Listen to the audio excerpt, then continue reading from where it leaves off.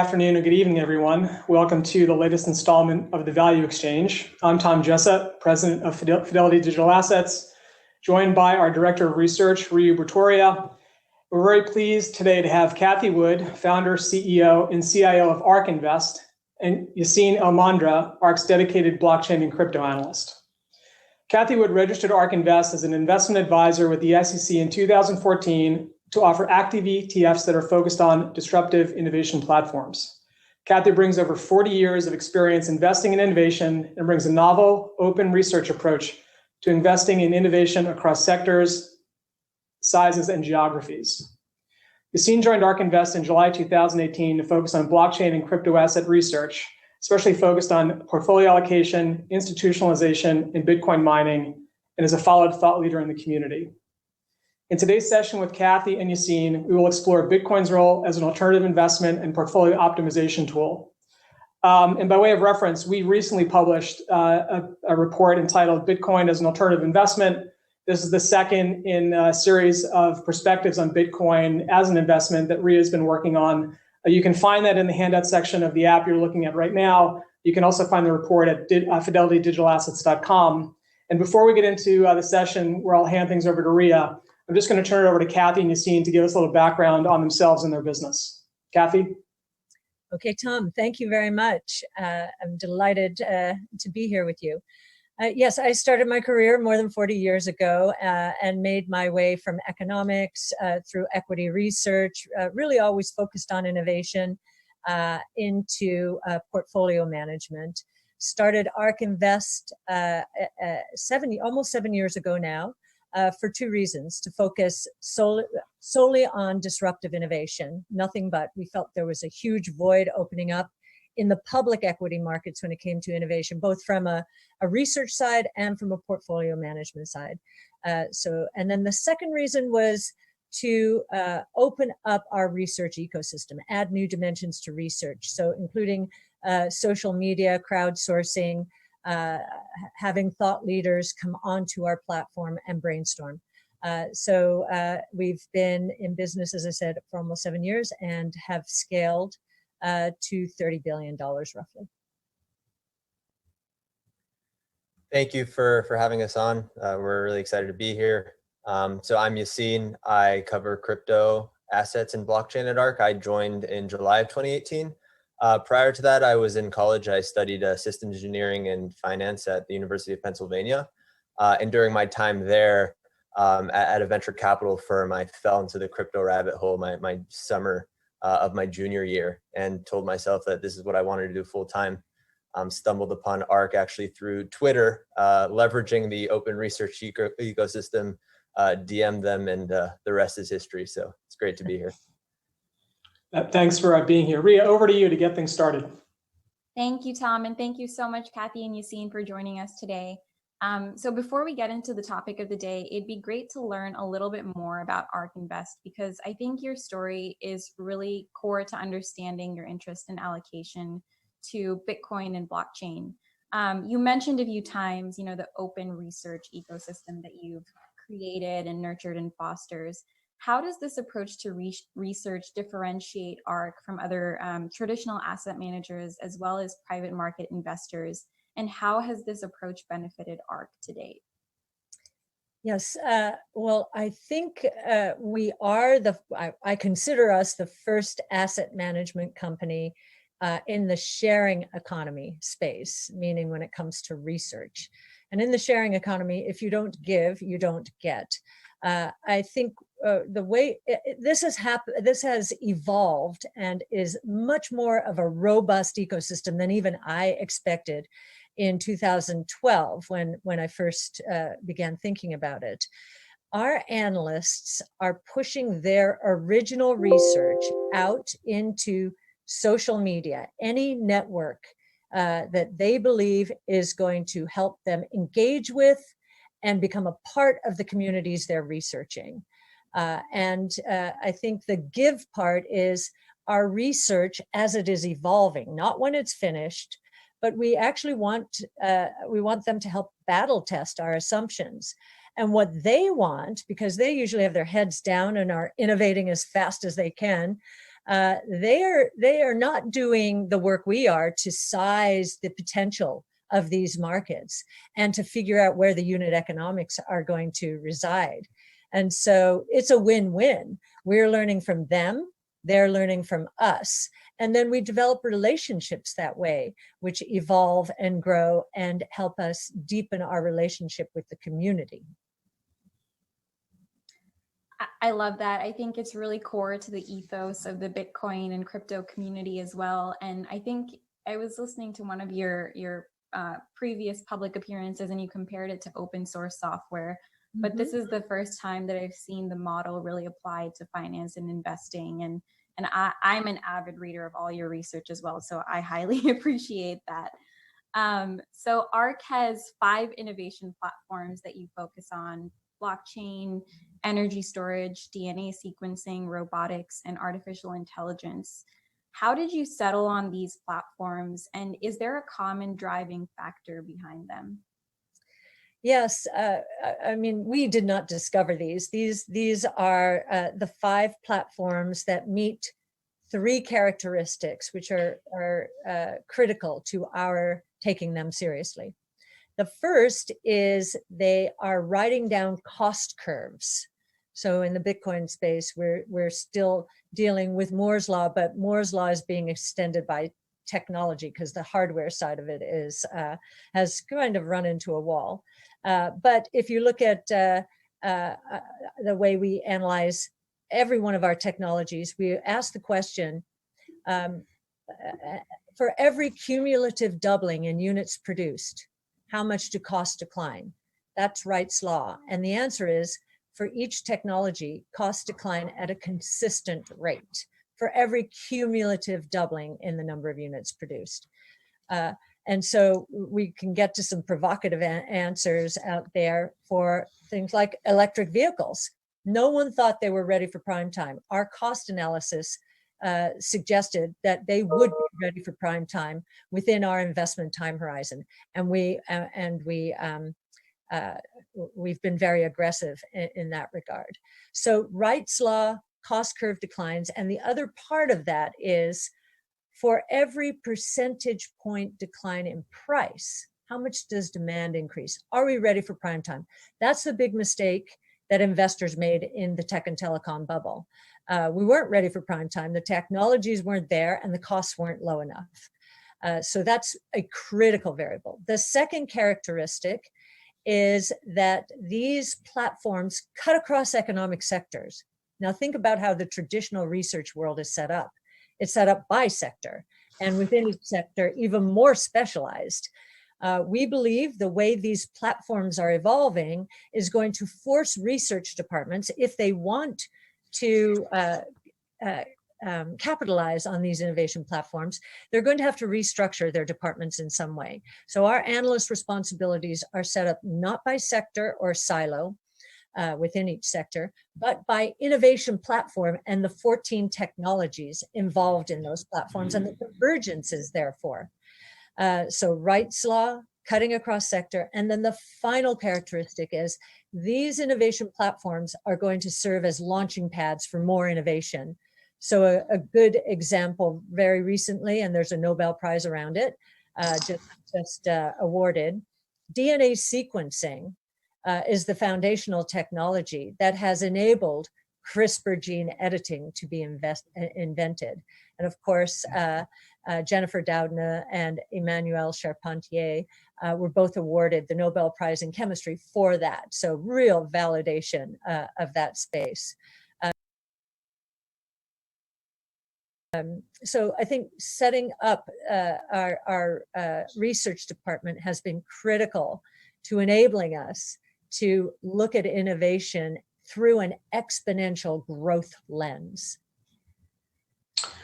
So Kathy or Yassine, I mean, that's fascinating. And so maybe just to take that into the digital asset realm, when you take those 3 criteria and you apply them to, let's say, Bitcoin, your initial thesis around Bitcoin, I see, obviously, you're seeing tremendous innovation around this concept of blockchain technology that expands beyond Bitcoin itself into other forms of digital assets, even enterprise blockchain, if you will, certainly cross-sector impact. But coming back to maybe the first criteria in your list around sort of the cost bending the cost curve. When you think about that in the context of Bitcoin, is that around payments? Is it around financial services writ large? Is it how do you factor that criterion into the assessment of Bitcoin as a disruptive technology? Yes, Ian, do you want to start? Yeah, sure. I can take that.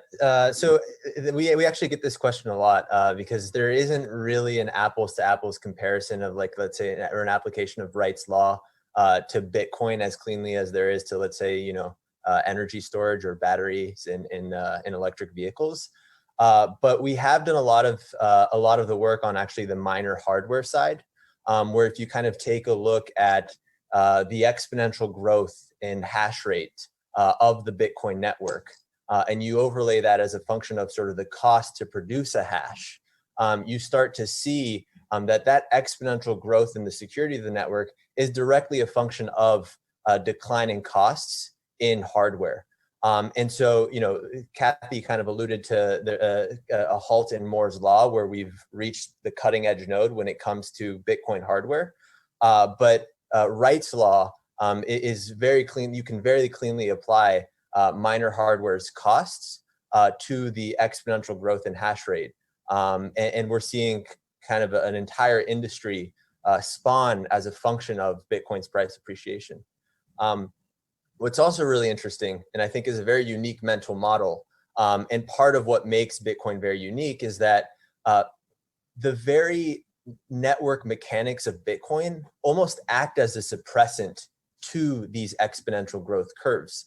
And in particular, the sort of what's called like that difficulty readjustment, where for, let's say, every doubling in hash rate, the actual mechanics of the network are consistent and remain predictable.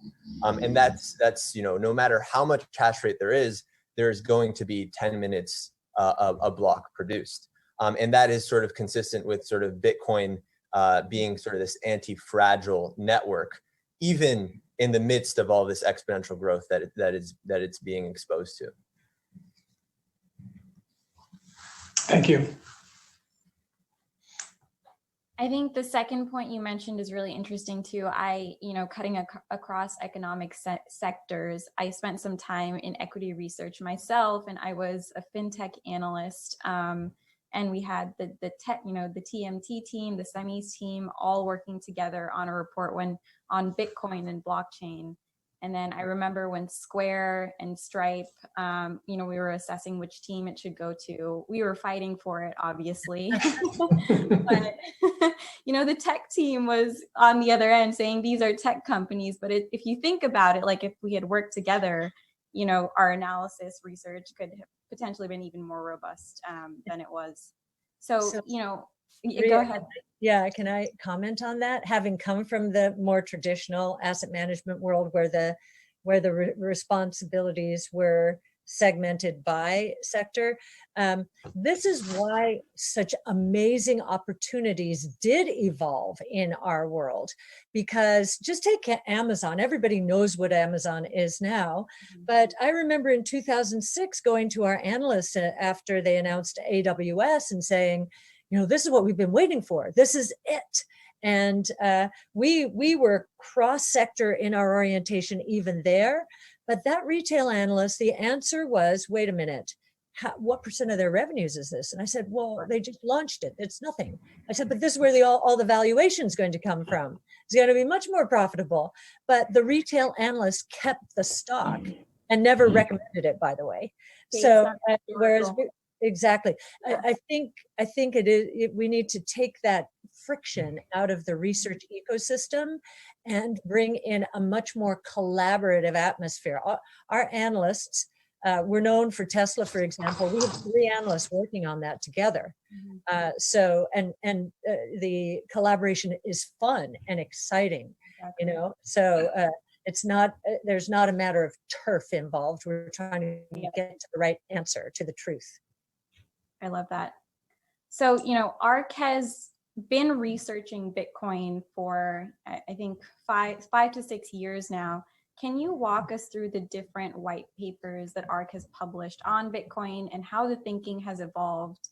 And then how did you categorize Bitcoin when you first started looking at it within ARC, and where is it today? So I'll start and then hand off to Yassine. We started ARC with 4 innovation platforms. One was called Next Generation Internet. And as we were learning more about artificial intelligence and blockchain technology, we said, both of these are going to be transformative. We need to make sure we break them out, even though they are part of the next generation internet, finally going to get a native payments ecosystem in there. But we thought that the ramifications of both were going to be so profound. We wanted to bring analysts in with expertise on them.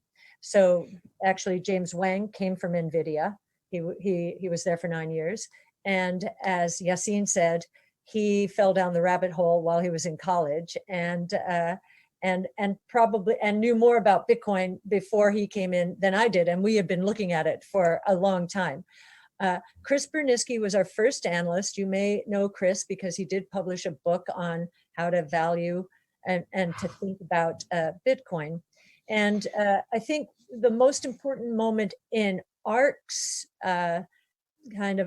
these are the aha moments, was Art Laffer collaborated with us on the first white paper. And the question was, could Bitcoin serve the 3 roles of money? And we wrote a very long paper. Art said, I will bless that and put my signature on that one, but I won't bless that. So one was the technology, the hardcore technology, not economics. And the first one was economics. He's an international monetary scholar. His mentor was Robert Mundell, who won a Nobel Prize for monetary theory.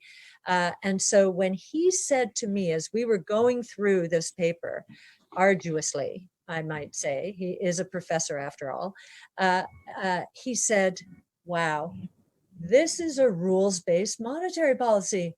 This is what we've been looking for. He said, now I don't agree with the rule they're using. This is a quantity-based rule. I think it should be price-based, but it's a rule and they'll get to the right answer ultimately. And now we know that the means of exchange role might not be purely Bitcoins. It may be others. It may be just Bitcoin for high value, but there is means of exchange, store of value for sure, digital gold, unit of account. Much of crypto is denominated in Bitcoin. So the answer was yes, but having Art, who had been exposed to the idea before, but no one had articulated it in the way that Chris had, we finally had a breakthrough. And it increased my confidence dramatically right from the get-go. And not only did ARC became the first public asset manager to be exposed to gain exposure to Bitcoin. It was through GBTC. That was the only instrument we could use. But we were the first in September of 15 when Bitcoin was $250. And I think the whole office, we were all infected at that time, and everybody became owners at that time and started boning up on everything crypto. And Yassine, you want to take the other paper? So that was about a month after. So we gained our exposure about a month after we had published this paper. And that was sort of the first paper that was published. It was called Bitcoin, a Disruptive Currency. And then Kathy kind of alluded to, Art advocating for the economic side, but not the technological side. So the next year, we published Bitcoin kind of securing, it was called Bitcoin Securing the Network. And that was focused on looking at how the Bitcoin network would be sustained, especially as the incentive structure changed in the coming years. So investigating miner incentives and the dynamics between miner revenue and transaction fees down the line, and how that would change sort of stakeholder behavior. And then in 2017, also Chris, who's still there, published what I would consider to be really the seminal paper on Bitcoin as a new asset class. In collaboration with Coinbase, we explored the merits of Bitcoin as the first of its kind in this new asset class, and really defined that relative to other asset classes. And so the fundamental premise was to show how Bitcoin differed from traditional asset classes in its basis of value, in its risk reward profile, in its correlation of price movements, and in its political economic features. And those four aspects were then fleshed out and really showed how Bitcoin was indeed unique. And then, a few years later, in fact, just more recently, we published a Bitcoin mining paper. So that was sort of focused on looking at exposure to Bitcoin by converting electricity into this hard monetary asset, and how Bitcoin's price appreciation has really spawned, multi-billion-dollar professional industries that, 10 years ago, not only no one really thought of, but didn't even exist. And then more recently, last month, we published really a continuation of the 2017 Bitcoin ringing the bell for a new asset class, and framed it more as Bitcoin, a novel economic institution. I think one of the things that we found was that the best way to really highlight the promise of Bitcoin was not necessarily relative to traditional asset classes, but relative to the traditional financial system. And so highlighting the limitations of the traditional financial system and how, unique Bitcoin is relative to those limitations was really the framing of this recent paper. And that is a two-part white paper that goes through sort of Bitcoin as a thesis as to why it's so interesting, and then Bitcoin ultimately as an investment. And so it really as a continuation of the 2017 paper. Great. So Yassine or Kathy, is it safe to say that maybe your definition of, in the context of Bitcoin, your definition of disruptive has maybe changed since some of the early experimentation? I mean, a lot of the narrative now is around digital gold, inflation hedge, a superior form of hard money, where at the outset it was very much around, payments, replacing institutional trust with cryptographic trust. Can you just talk a little bit about, that transition? And are there still signs that you look at that are suggestive of it being used for some, perhaps, of the initial purpose in the white paper, which is a peer-to-peer payment system or remittance system, where a lot of the early activity was in this space, circa 2014-15 versus where we are now? So I can start, and then I'll hand to Yassine. Yes, it has. The means of exchange role of money. Clearly, we have the Lightning Network, and I know that's experiencing some breakthroughs. But I think we have evolved our thinking or at least I have, with the help of Yassine, that the Bitcoin network is excellent for very high and very cost effective for very high value transactions. So means of exchange, yes, but for a certain segment, and we'll wait and see if Lightning Network, brings to Bitcoin again more of the means exchange role. The store of value, absolutely. Those use cases are predominate now in terms of our thinking. In terms of remittances, I know we were very vocal on that, and there is some activity in Bitcoin. I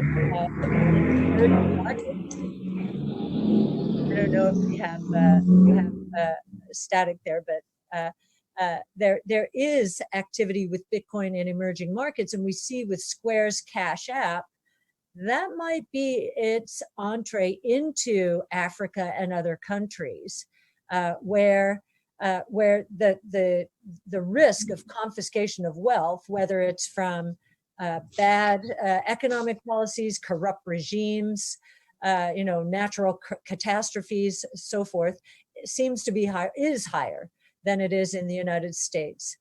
So yes, we did evolve our remittances to say, okay, it's not ubiquitous now. It's not U.S. to Mexico transfers like we might have suggested in the early days.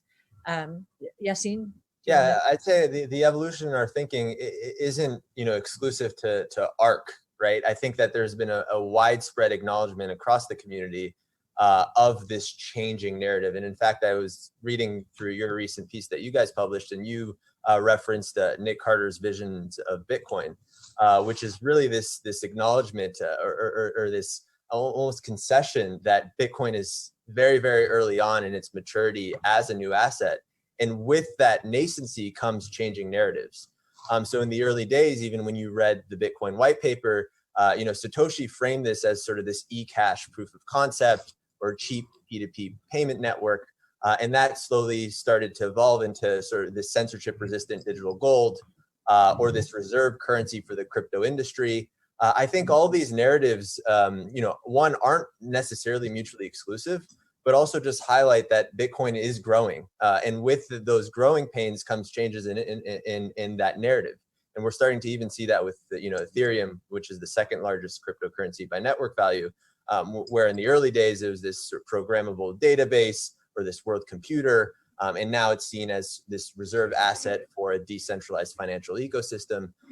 So I'd say that our evolution in thinking has really just been consistent with Bitcoin's evolution as an asset. And I'll just add one more thing there. As Yassine says, every month there are new developments. When I found out that there were more Bitcoin transactions taking place on the Ethereum network, that was a head spinner. That was a head spinner, right? So what does this mean? Does this mean Ether's velocity is rising, and is that bad, or what does this mean? So we always, again, as Yassine says, very early at our brainstorming sessions every Friday, crypto comes up all the time because we're learning so much about it every week. Definitely. That was, this entire conversation is actually the premise of the series that we've been working on. So we started with Bitcoin as a store of value. The one we most recently published, which I want to dig into a little bit, is Bitcoin as an alternative investment and portfolio optimization tool.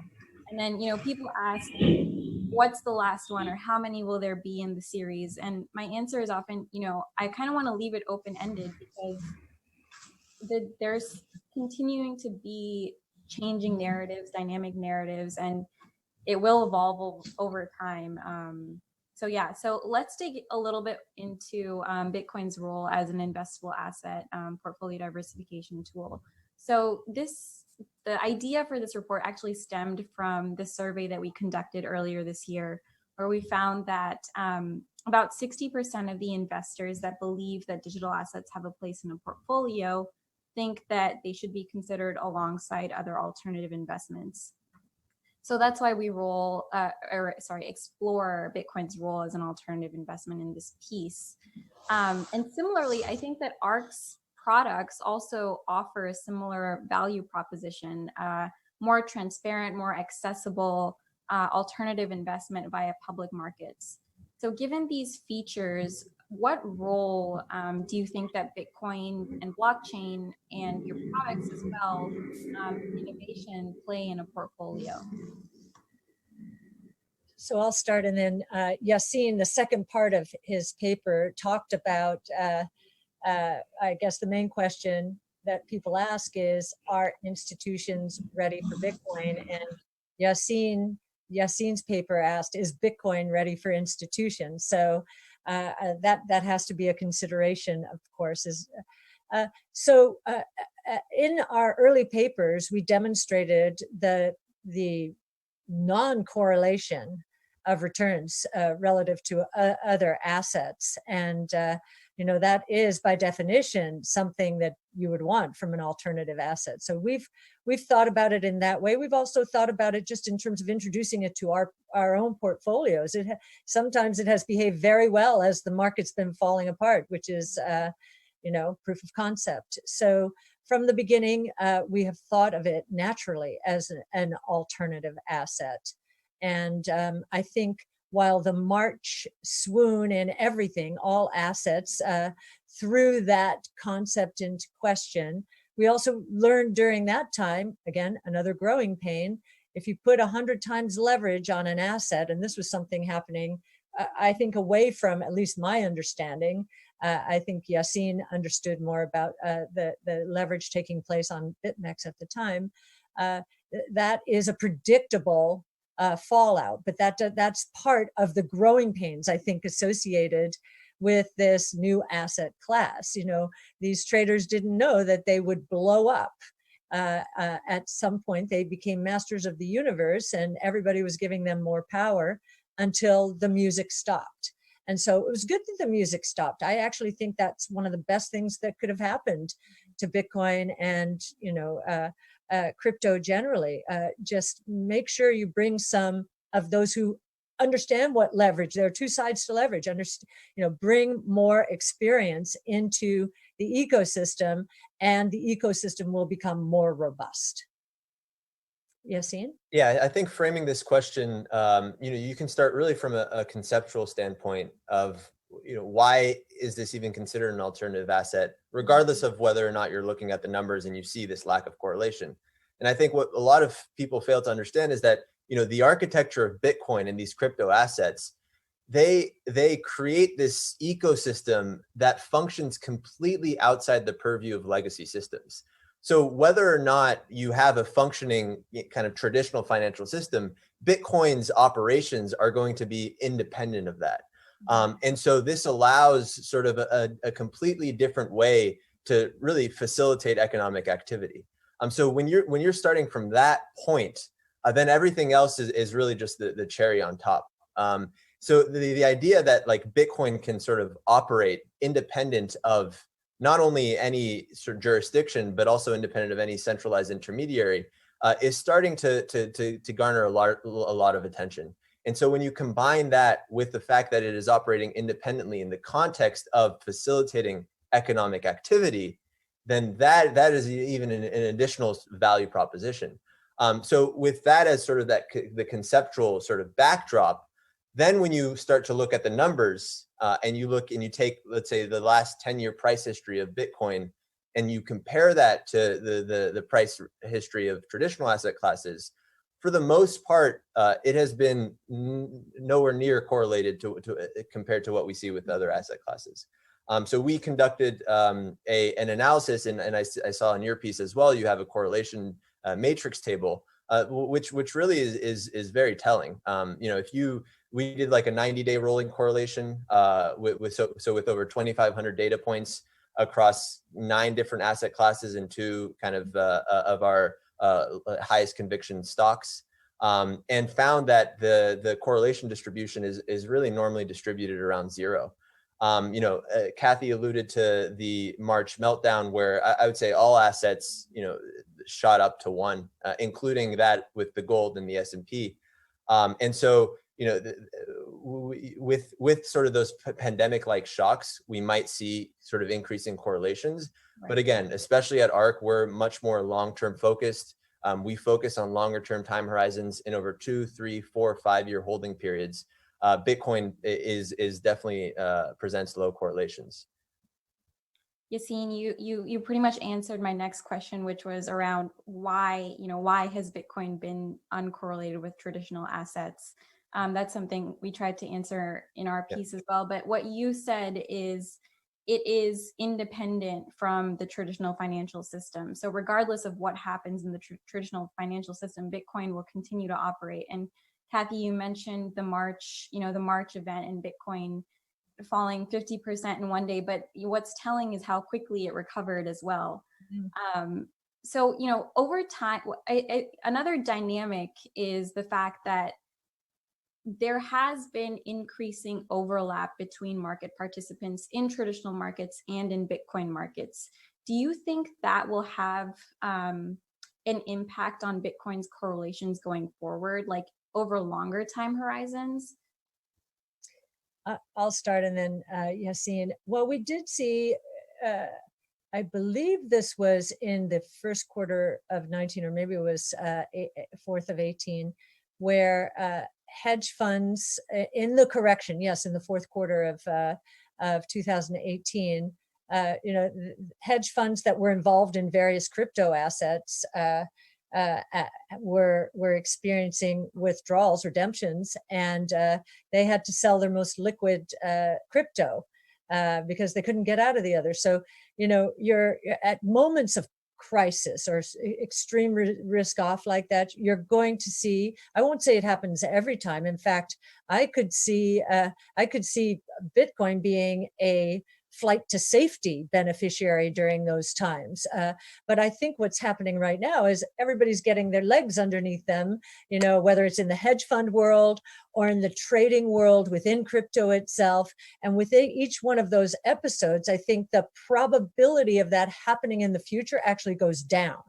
And that Bitcoin will become much more of a flight to safety currency, and especially as the scarcity value increases, more and more people understand we're at 18.5 million Bitcoin out there relative to the 21 million Bitcoin ceiling. So I think these are just growing pains, as Yassine started out by saying, and then they actually will let Bitcoin's true colors shine longer term. Yep, echoing Kathy here 100%. I think the lack of correlation we see today is really just a function of traditional market participants having yet to gain exposure. I think that until asset allocators start to routinely include Bitcoin, and until the traditional financial system incorporates Bitcoin technology into its infrastructure, correlations will be zero or close to zero. But when we start to see that shift, correlations will be much more predictable. You might see sort of a negative correlation or with currency devaluation, for example, or fiat currency devaluation, much more kind of predominantly than what we see today. So the lack of correlation is a function of its nascency. Definitely. So, you know, another reason that investors include alternative investments in their portfolio is the ability to generate returns and return enhancement. Yassine, in your most recent piece on Bitcoin as an investable asset, to demonstrate Bitcoin's upside, you provided an updated analysis of the addressable opportunity over the next 5 years, I think it was. Specifically, you know, Bitcoin's use as a global settlement network, a protection against the seizure of assets, a store of value, and a potential beneficiary of demonetization. How did you decide on these 4 use cases? What were some of the assumptions you made around sizing the market, and what was the outcome of the analysis for the audience? Sure. I think this question actually ties very well into the question that you posed, Tom, around the shifting narratives. And one tweet that you had, Ria, in response to the recent news around Square allocating in their balance sheets. So I'll start the response by saying that one of the very interesting and unique things about Bitcoin and its appreciation potential is that it's not predicated on serving a singular purpose. And that is directly quoting you, Ria, which is I think a very important thing that people miss, is that it's really a positive sum game when it comes to use cases, right? For any individual who might want to use Bitcoin as, you know, protection against arbitrary asset seizure, another individual is going to want to use it because they are seeing that their fiat currency is hyperinflating. And so, you know, we chose these 4 as what we think are some of the most predominant use cases, but definitely not limited to these use cases. In fact, right after we published the piece, Kathy came to me and said, you know, I feel like we may have missed the corporate balance sheet use case. And that is something where, okay, if you size that opportunity, that as well as a multi-trillion-dollar opportunity. And then, you know, 5 years ago, we were talking about remittances. We didn't include remittances in this piece. So really, we found these to be sort of the 4 largest use cases, which we think over the next 5 to 10 years can result in a $3 to $5 trillion market capitalization, up from its $200 billion market cap today. But again, I think the takeaway that a lot of investors need to recognize here is that all of these use cases are additive and positive sum. Great, thank you. There's one more question I want to ask before we turn it over to Rebecca for audience Q&A. But Kathy, in one of our prior conversations, you talked about the substantial flows into fixed income since January 2018. With fixed income securities failing to fulfill their role due to benchmark rates at near or at zero, will funds flow out of fixed income, and where will that money flow and how quickly? Today's a good day to answer that question. Italy just issued a bond at 0%. This is Italy, the epicenter of the crisis, the last crisis in Europe. So I do believe that there is an asset allocation shift brewing from fixed income to other. Now, just looking at the flows since January 18th, this is all rough.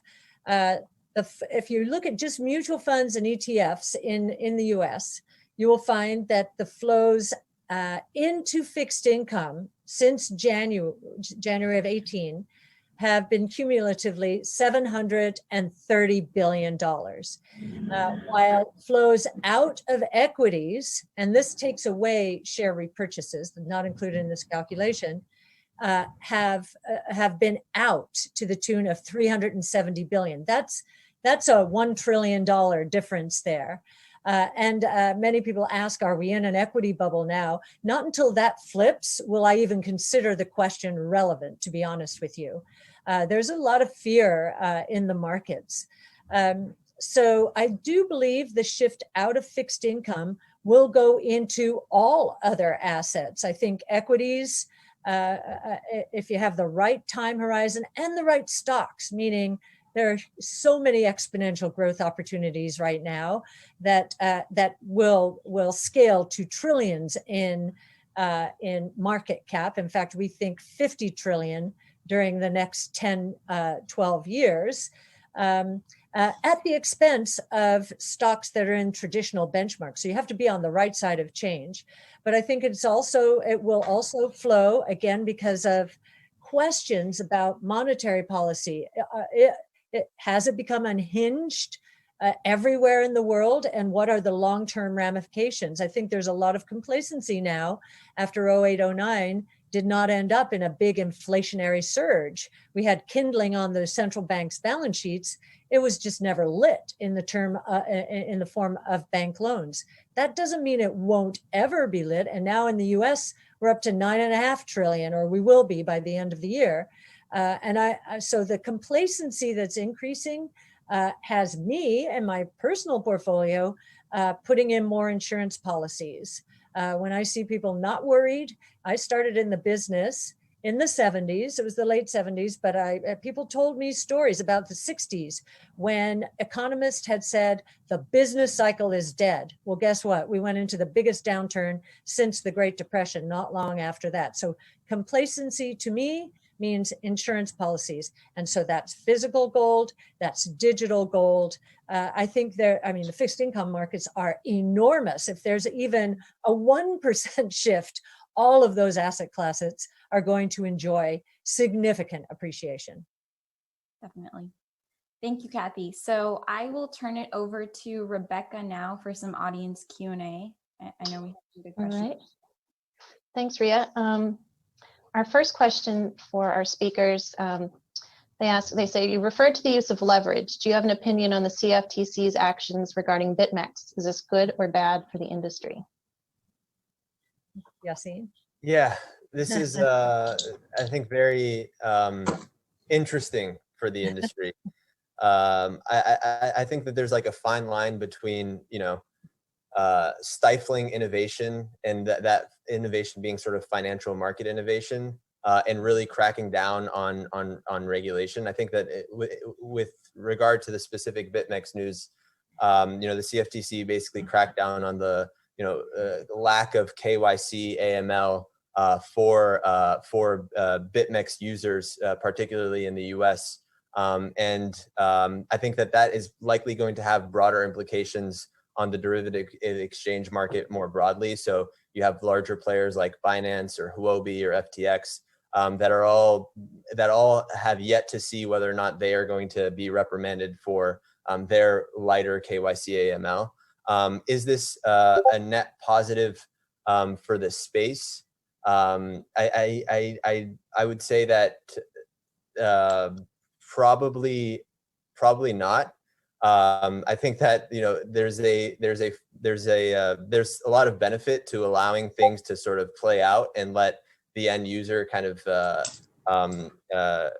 learn from their mistakes. But that's sort of my main take for when it comes to the BitMEX regulation. And I'll add to what Yassine is saying. we had already seen, because of US regulation or the uncertainty around US regulation, that funds in the rest of the world were not welcoming US investors. That will probably be the case increasingly after this, I would have to say. Would you agree, Yassine? Yeah. I think one of the biggest concerns that people have had from this news is whether or not there are going to be even more severe ramifications. In particular, there's been a lot of questions around sort of the principles of financial privacy and self-sovereignty being at risk as a function of the crackdown that we saw the CFTC take on BitMEX, where there's going to be an increasing kind of aversion towards policymakers' approach to AML regulation. And it's going to be a lot harsher than what we might see today. And so there is this question of, what is sort of too much, and where is the sort of KYC AML? Where's the line between enforcing like KYC AML and really kind of infringing upon people's sort of personal sovereignty?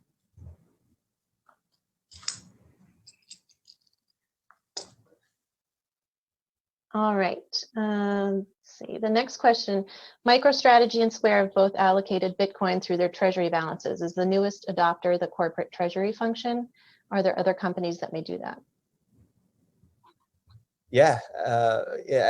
This was a really interesting and something that we discussed last week in our brainstorm.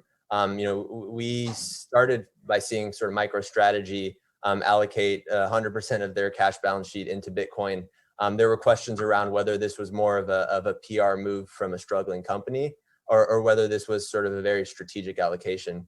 I think following that, Square's announcement of that allocation is quite big and could be the start of a pretty significant trend.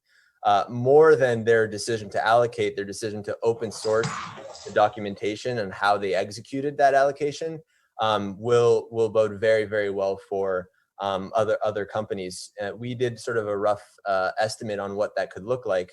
So if you just took, let's say, the cash balance sheets or the asset balance sheet of the S&P 500 and saw what a 1% allocation of their asset balance sheets could yield in a price appreciation, we could see a $30,000 to $50,000 price increase from this use case alone. This is something that has sort of come almost out of nowhere, where a lot of people were looking at central bank balance sheets as sort of that first move.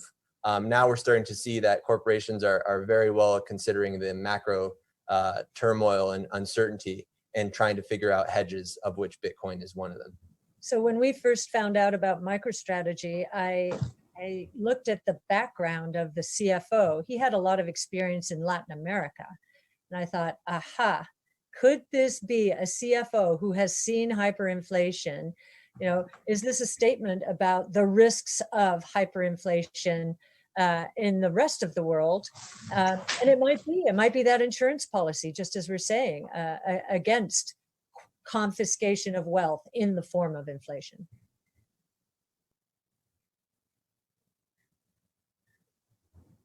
Thanks, Kathy. Let's see, lots of good questions here. Okay, what do you think of the prospects of sovereign central bank coins and their impact on Bitcoin? Clearly, inflation aspects aren't addressed, but can sovereigns block Bitcoin or find other ways to negatively impact its usage or network access in order to protect their fractional banking system at large? We've definitely seen a growing trend in the central bank digital currency model and framework. I think first spearheaded by China and mostly emerging market countries. We receive a lot of questions whether this is a threat to cryptocurrencies. Our simple answer is, if anything, this further highlights the value proposition that cryptocurrencies have. Really, the way that you need to think about these central bank digital currencies is as a way for sort of central banks to actually have more control over their monetary policy by eliminating the need for cash and going straight to digital based transactions.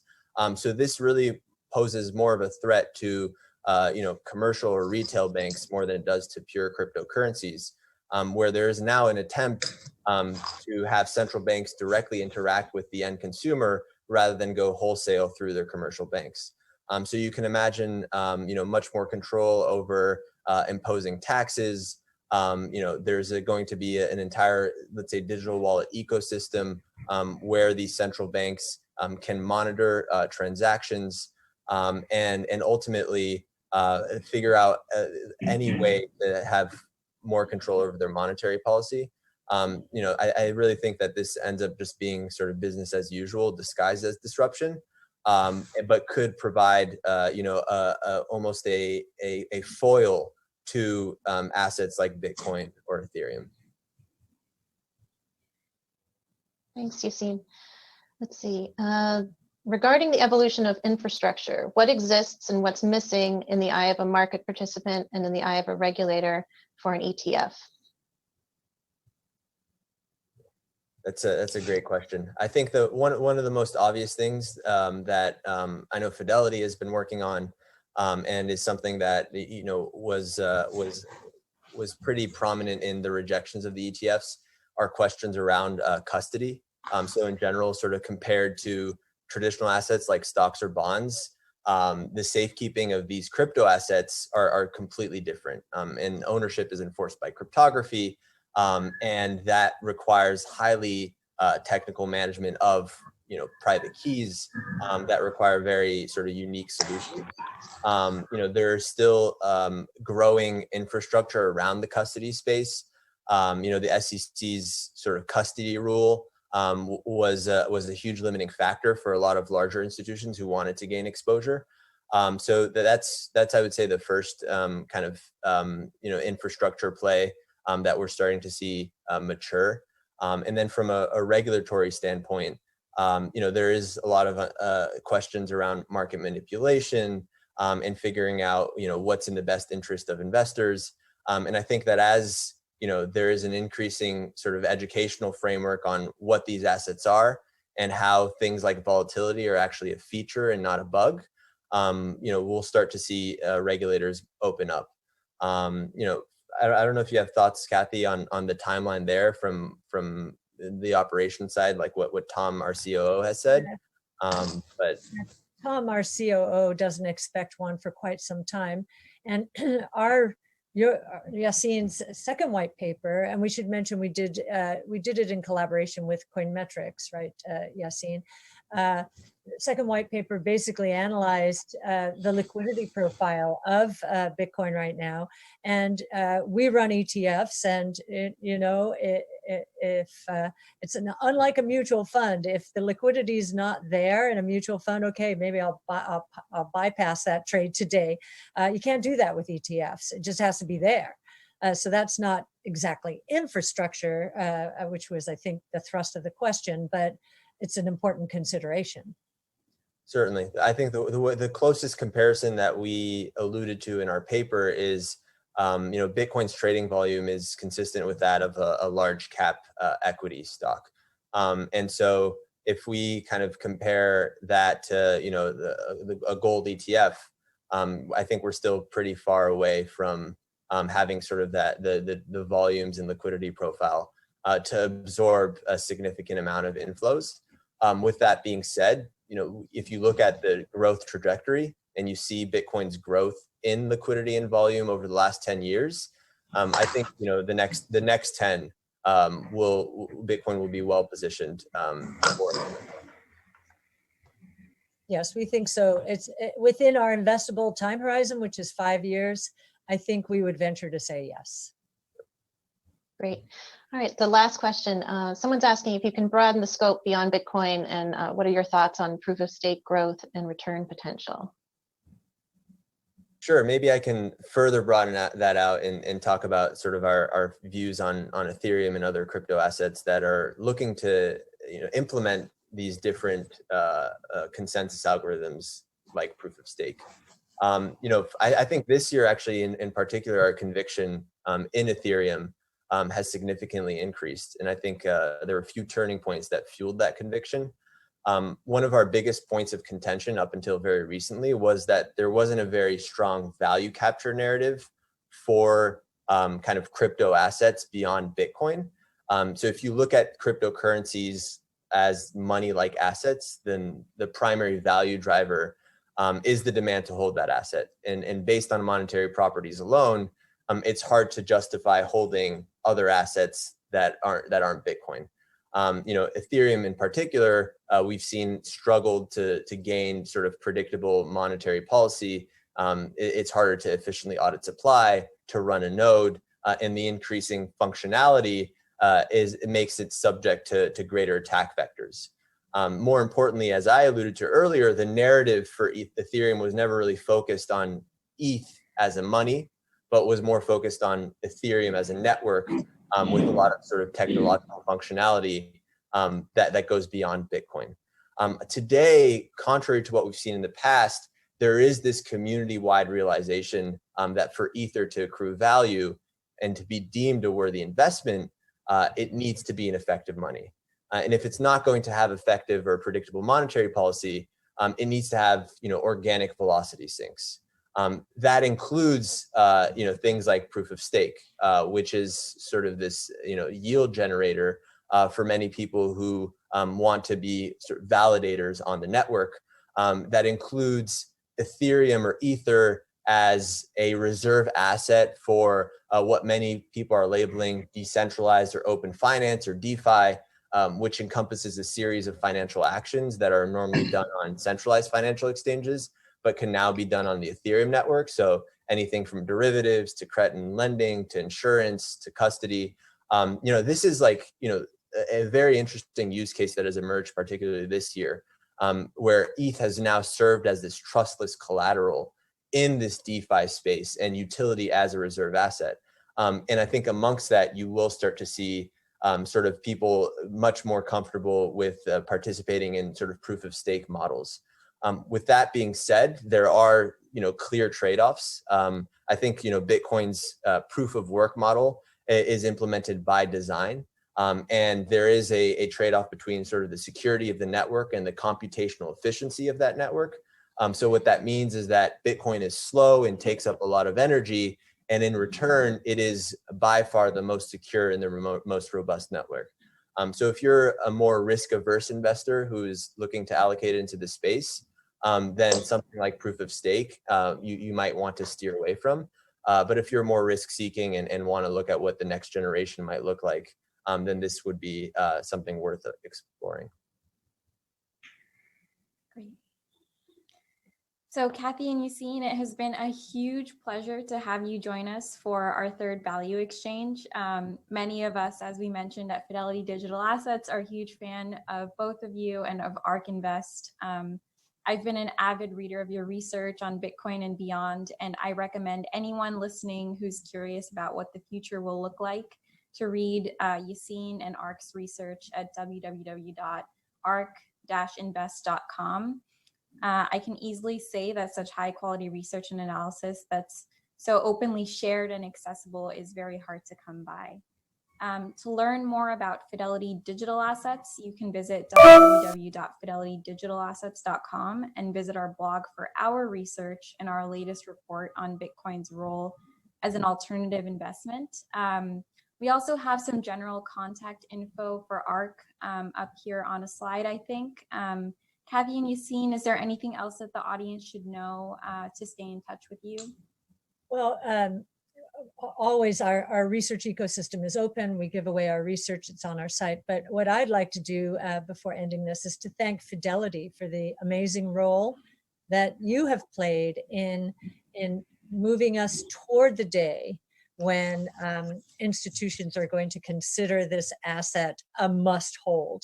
They must have exposure to it. Your research, your infrastructure, your custody service especially. So thank you. I think you've done our industry an enormous service.